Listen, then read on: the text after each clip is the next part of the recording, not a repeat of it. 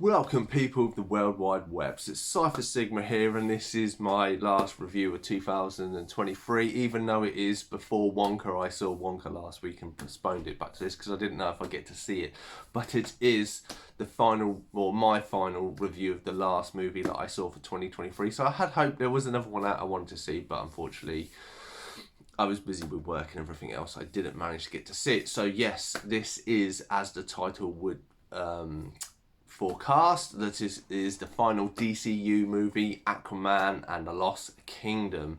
So yes, this is the final movie from the DCU. Obviously this has been a long time coming. There's been a lot of issues, a few reshoots and stuff like this. Did it sink? Did it swim? Did it crash and burn like all more or less the other superhero movies this year? Let's get into it. So, anybody who doesn't know or hasn't seen the first Aquaman movie, that was about Arthur Curry basically being discovered and becoming the rightful heir to Atlantis. Fast forward a few years, 5 in real life, I think it is. I think 2018 is when it originally came out. Same director is on, James Wan, and you have the new story. Arthur, he's now king of Atlantis. He has a job, but his wife has also been pregnant and given birth in between the first and second movies, and you now have Arthur Jr. He now has to kind of split his roles between being a father and being the king of Atlantis. All this is going on. You have Manta, who has survived from the first movie and is out to basically get him.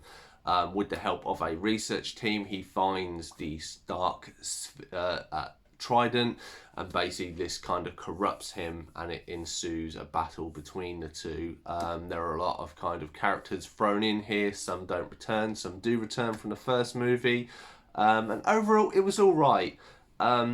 It had some good elements going for it. The CG for the most part was quite good. There were a few bits that were a little off in my eyes. Not a lot though, compared to obviously if we take the Flash and stuff like that, this is far better.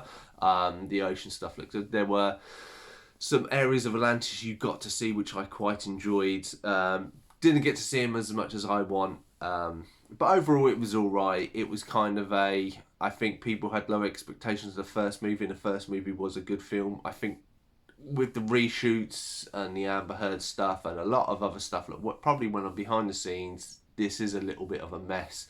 And I think if the story may have been changed a little bit, it would have been better. But it was definitely worth. Sorry, it was definitely worth a watch. I saw it in super screen. I wasn't disappointed. I did enjoy it.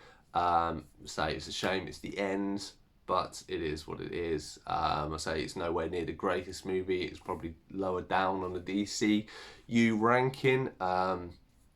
But I think there's a lot of stuff to go for, and it's just my personal view. I would have probably done it differently. Anyway, so we shall slap the spoiler warning up and let's get into this movie in depth. So as I've said, a few years have passed.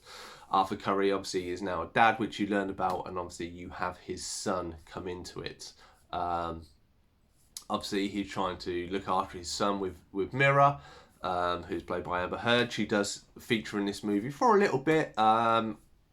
But I don't have any problems with that. Obviously, the actress aside and everything, I think she suits the role of Mira, and I've always enjoyed her and enjoyed her in this one. That's not me agreeing with her in her personal life. I'm just saying that's my view. So anyway, so you have them trying to raise his child and also try to rule Atlantis. Now in Atlantis, there seems to be some sort of virus going around. There are outbreaks and stuff like this. William Dafoe's character is killed off because of this supposed disease and stuff is coming. It seems also on the surface that the melt cap, the ice caps are melting. There is stuff going wrong with the whole weather and everything else, and it's just a kind of bit chaos. They don't really have any links to it. It's just kind of, you see like a news article, then the Lanterns talk about it. It basically, the first part of it shows it's Aquaman, I think, trying to be funny, trying to be boyish, as he was in the first movie, but now he's a dad. I don't think that necessarily always worked. But yeah, anyway, during the process of this, you have Manta, and his team, and I can't remember the guy's name. I'll put a picture up here of Blair. He's from the Marvel universe as well. Last name Park, I can't remember. He is quite good. So he comes into this. He's a scientist. They're looking for some sort of magic or some power to get hold of Arthur Curry and basically kill him. So they come across this fissure, I believe, in the North Pole. This scientist and his colleague fall down it. This creature eats one of them or devours one of them, and then Black Manta comes along with the rest of his team, and they start searching. In between this, they just find the sphere on the ocean bed. A bit unexplained, a bit random why it would just be there. In my eyes, there was no explanation. That I thought that was a little bit weird as it just laying in there. It kind of calls to him, and then you have, like you've seen on the trailers, kind of ghostly presence. Very much reminds me of the evil spirits from the Lord of the Rings, and that's all I saw there. Is basically when he picks up this spear, there's this evil king, which you know from the trailer many years ago, tried to rule it, and his spirit is locked or kind of linked through this spear, even not sphere. And it kind of takes over Manta, and then Manta basically goes on a rampage where he finds this sphere. There's also all these weapons and all these mechanics that him and his team then manage to bring back to life. And then basically they, for the next 5 months, are going around getting this new energy, which, transformium and all these other ones. I was like, there's now a new element and stuff. I was like, anyway, they find this element that the Atlanteans created many years ago and then kept away. He basically spends 5 months getting all this stuff, pumping it into this engine in this volcano. Basically, that's what's screwing up the planet. No one ever makes any of these connections in between these 5 months, and I thought that was really stupid. So anyway, Arthur trying to do what he's trying to do isn't working. He wants the Atlanteans to merge with the the surface to figure out what's going on, because they haven't conned on that there is this giant green gas pumped into the atmosphere, and it's causing all this one. Even though it's been stolen from reserves that they have, that are compounds that have been raided and no one's clicked on until the final one gets raided, which is Atlantis, and that's when you kind of had the big confrontation between Manta, or the first confrontation between Manta and Aquaman. Mira gets hurt in it, unfortunately. Manta gets away with all this chemicals, and then they realise that obviously they need to track Manta down. Now, needing to track him, they need a connection. The only person that they have is Ohm, so that's Ocean Master. So not Brad Wilson. I've forgotten his name. I'll put a picture of him up. You know him from, I think, the Conjuring series and stuff like that. So I quite like Ohm. I quite like Ocean Master. So yeah, so Aquaman basically then goes on a kind of solo mission to escape his brother and try and find out where Manta is, to try and stop whatever he's doing. This is kind of, then they have kind of the buddy cop thing as they go along, and there's a lot of things where he's being held is really good. You know, the kind of buddy comedy, this evil island. I won't go into too many details, but that wasn't too bad when they finally almost catch up to Manta via a kind of thieves underground water section, which was really good and should have had more of it. You get to kind of the point where you find that Manta wants to release the king again, and to need it, he needs the blood from an Atlantean king or queen.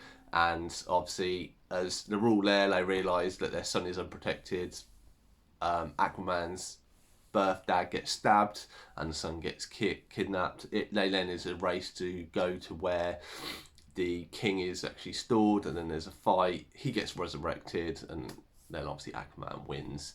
After he wins, there is a kind of link in that they should be friends with the surface, and that's how it goes. There's one after credits scene. It's very beginning, and it plays back. It was all right. I don't think there's a lot they can do with these now, because obviously the DCU doesn't continue. What could you add in there? So that's just a story in a nut. So what worked for me? Sorry, I did write some notes down, so I'm trying to get. So overall, I quite like killing off William Dafoe's character and kind of having this disease thing. I thought was a bit of a waste of time. I understand why they did it, to try and link everything together, but it didn't work how they played it out. I say, like, you know, the surface is melting, it's causing, you know, illness down there, but you never see any of this illness. No one, as I say, this all comes from this new energy, or this new energy in the DCU that has been there for thousands of years, that the Atlanteans know about, that are locked about in these 12 safes, and have all been raided over a 5-month period. And at no point someone goes, well, all our safes keep getting raided with this material and no one's paying attention to this. And funny enough, of when the surface, they're like going, well, there's a massive volcano in the middle of the ocean spewing out this green stuff, which caused it. You would think that maybe one of the superheroes on the planet Earth, maybe even the Batman, which I think he did shoot a cameo for this, and it was cut, that whether that was a link to it. Anyway, so because William Dafoe's character's killed off and stuff like this, Nicole Kidman takes a bit more of a centre spot. I didn't mind her, quite liked it. She's kind of the advisory to the king and stuff, and it was nice to have the connection. I like the fact that Aquaman got to go back and kind of build a relationship with his brother. I quite liked how they worked together. And stuff. Manta, when they face him in the underground volcano, there's a really good fight scene. Again, it was a bit, reminded me a bit like a fight scene could have been from Blue Beetle, but needed to be a bit more. If it had a few more bits of this in it, I think that would have amped up the action a lot more. The final battle is a little lackluster, and them realising that they need the blood of obviously this of an Atlantean, and then him basically slapping Aquaman and him spewing blood on the thing to release it. I was a bit like, really? Yeah, I said the overall, if you take the story as what they were trying to do, I understand it. The fact of giving him a child and having Mira more present for parts of that, I understand it. I understand why him having a child, you can't really cut Mira out of it, because obviously she's the mother. As I say, I didn't mind her. I liked her powers. I actually quite liked her in this movie. Again, not relating to the actress, just relating to the fictional character that she's playing. For me, there needed to be a lot of changes. So, for me, it was Black Manta having the human team to help him. It made sense to me. Finding all the creations, getting the Dark Trident, fine. But then in the at the very end of it, you find that having the Black Trident kind of converts all of the evil people to these mutants. Now I'm like, why didn't all the humans that were helping Black Manta then start converting to weird generals? I think that would have played it a lot better. Having the machines and that and stuff, and this is his, his plan and stuff, and it's the 5 months, rather than them raid these chemicals and try and burn the environment and stuff like this. Why don't they have the fact they're actually building this army to attack Atlantis? And the reason why they're attacking Atlantis is because, as we find out near the end of the movie, they need blood. So have it that the whole plan is where they raid Atlantis near the middle of the movie for the chemical. It's not. It's they're going for the Queen, they're going for the blood.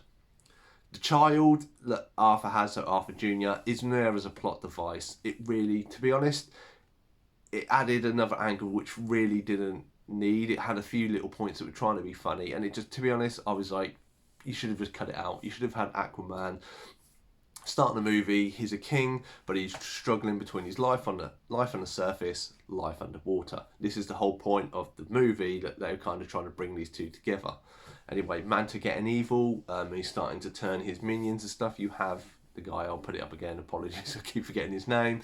This character, he can then defect, and it's him helping the Atlanteans through the rest of the movie that actually kind of builds up this bond that by the end of the movie, when they come to the surface, would make so much more sense.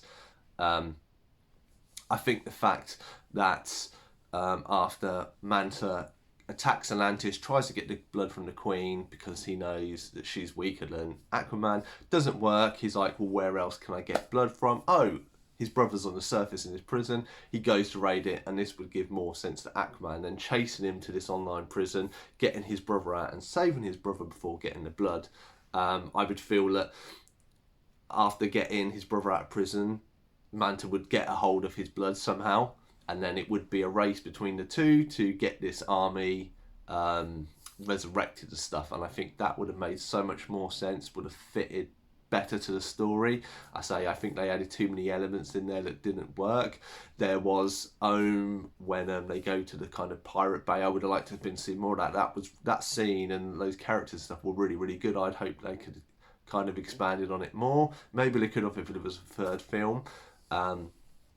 Yeah, how Aquaman was written, I say he's more a jovial character. He doesn't come across as a dad character. Yes, he's there to protect his son, and he has a few of "don't touch my son," but that was about it for me. I had no link to his son. He didn't really need to be there. It was a plot device for me. You could have saved time. Him being more of a brother to Ohm and kind of fitting in the shoes of becoming a better king would have made more sense for this movie.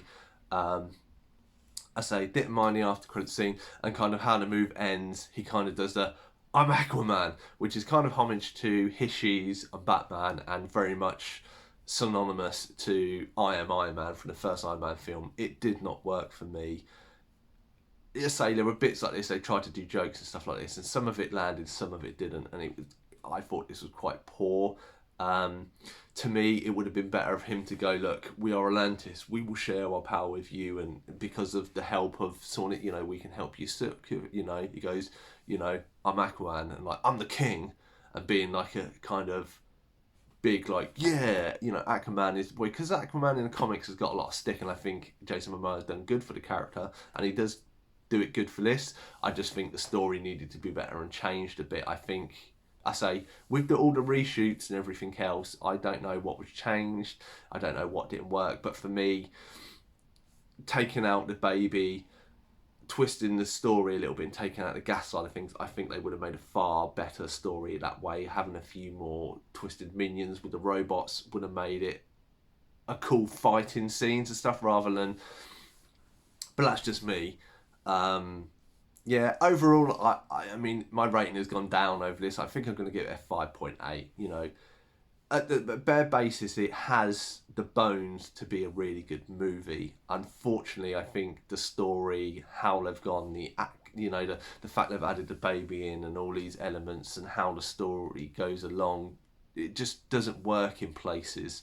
And as I say, I think with a slightly different story, taking elements out and other bits being worked on, and maybe that was how the movie originally started, because especially this was kind of, I think the baby and stuff also tries to make it more of a family movie, whereas I think if it was made, maybe a PG-12, it could have still been a PG-12, but I think you could have taken the kid out, and had him more of a king and had him more of him cockiness as he's been in the other movies, would have worked so much better. And would have made this a far better movie overall. But yeah, 5.8 is what I rate it. As I say, it's nowhere near the greatest movie for the DCU. To be honest, I don't think it's the best movie for them to end it. If they had maybe changed the story a little bit, and that, it would have been great. I don't begrudge any of the actors that are in there and stuff, and there is stuff that works. For me, when you look at the story overhaul and everything, it seems fractured in places, and this is why I don't know what was going to say. We never know what... This film might have been a stopgap for something else, and they maybe had to take a lot of stuff out, and which while they've added like this global warming and stuff, but there were just bits that didn't work. But it is what it is. That has been my movie review of Aquaman, The Lost Kingdom. Have you seen this movie? Do you agree with me? Let me know in the comments down below. Otherwise, I've been Cypher Sigma Screen Time. Hope you enjoyed this movie review, and I shall see you in the new year.